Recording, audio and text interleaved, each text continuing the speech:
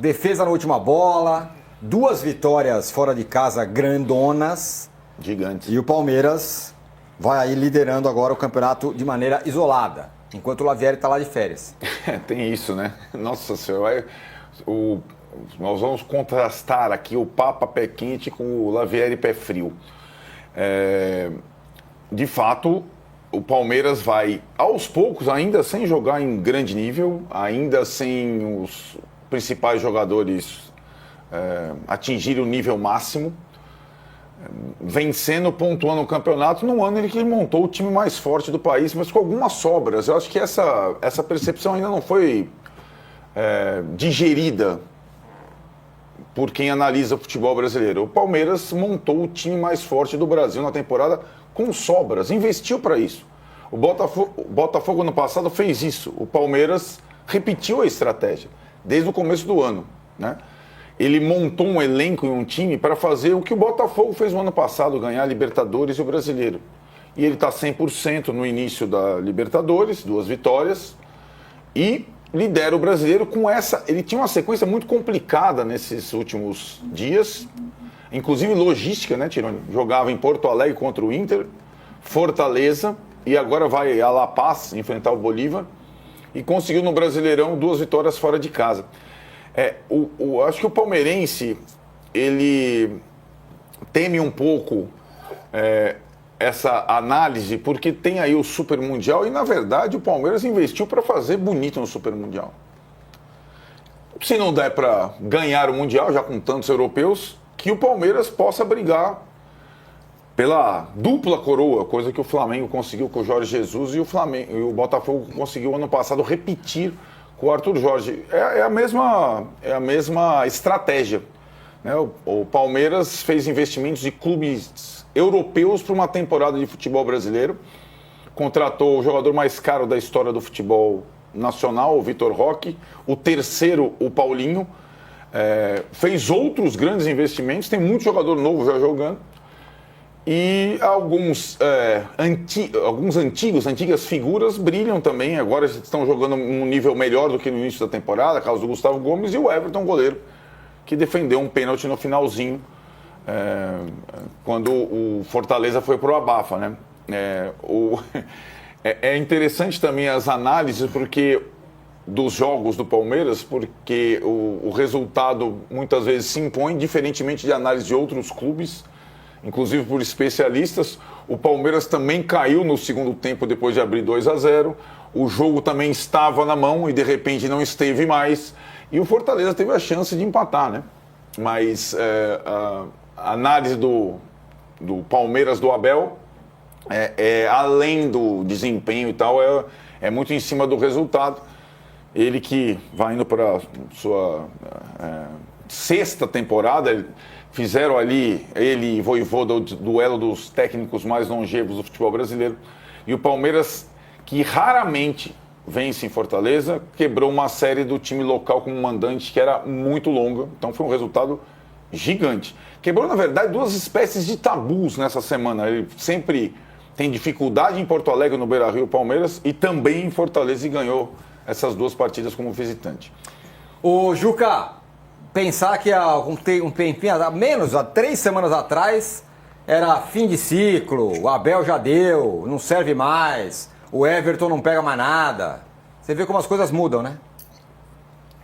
Pois é, né, Âncora? Mas aí é a pressa, a ansiedade, né? O mau humor desse novo tipo de torcedor que não dá crédito nenhum para o que já acaba de ser conquistado, já passa a cobrar que se não ganhar não vale nada.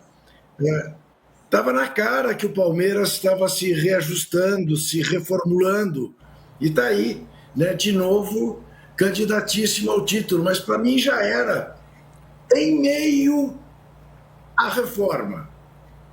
Não me surpreende nem um pouco.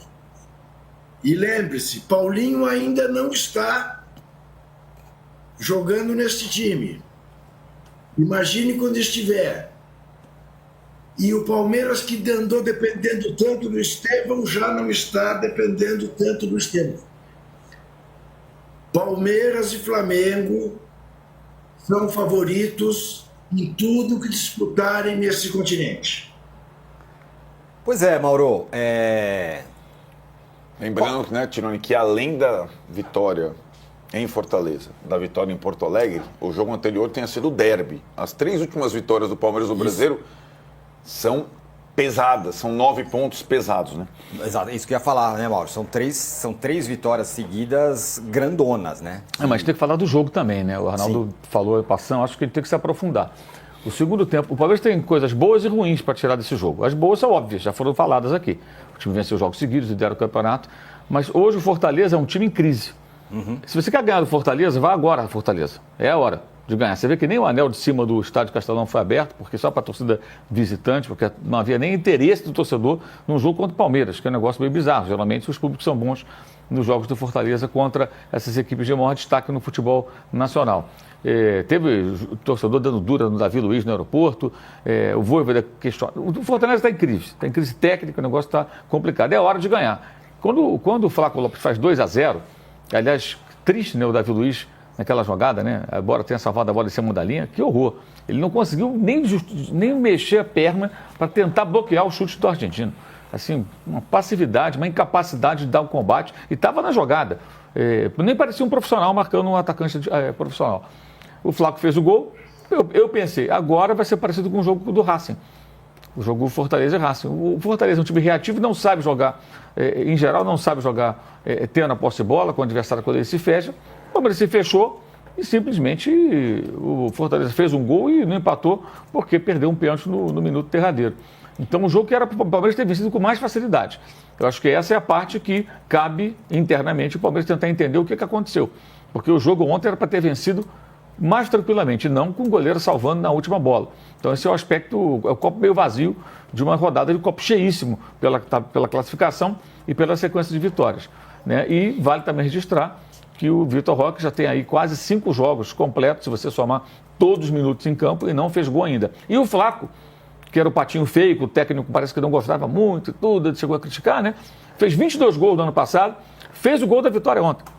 Quer dizer, o Palmeiras sempre teve um centroavante. Tudo bem, quer ter mais um, está com dinheiro, quer comprar, por problema nenhum. Mas eu acho que esse jogador sempre foi muito subestimado. Não é um atacante espetacular, sensacional, não vai para a seleção da Argentina, pelo menos por enquanto, nada disso. Mas faz gol, né? O cara mete gol, cara. O cara faz 22 gols num ano. Não é uma marca ruim, é uma boa marca, né? Uma boa marca. E ontem ele fez o gol da vitória do Palmeiras, que eu acho que passou um susto desnecessário. Acho que esse é o ponto do copo meio vazio de uma rodada muito favorável e uma vitória que coloca o time na liderança, mas evidentemente é só quinta rodada, né? Muito pouco, né? Muito pouco. Quinta rodada ainda, Trajano, mas em relação ao Fortaleza, que a gente sempre elogia, pô, o Fortaleza tem menos dinheiro que todo mundo, faz um negócio incrível e tal. É um ano estranho, hein, pro Fortaleza, pelo menos até aqui. Não foi campeão estadual, tá numa crise lá, Vojvoda meio em xeque, até o Abel defendeu o Vojvoda ontem, depois do jogo.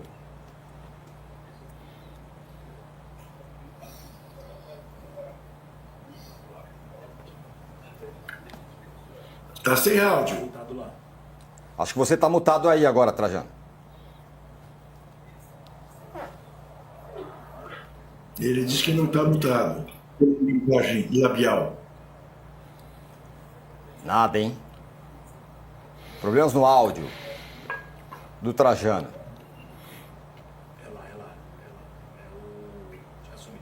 Bom, então, Arnaldo, fala aí do Fortaleza, então a gente acerta o áudio do Trajano. Eu acho que o Mauro descreveu bem o momento, né? Ele montou o Fortaleza para essa temporada, o time com a maior média de idade do futebol brasileiro, né? Teve essa paulada no início da Libertadores. A situação do jogo com o Colo-Colo, que é o segundo jogo, né, que foi suspenso, ainda não está clara. E no Campeonato Brasileiro ele tem sofrido.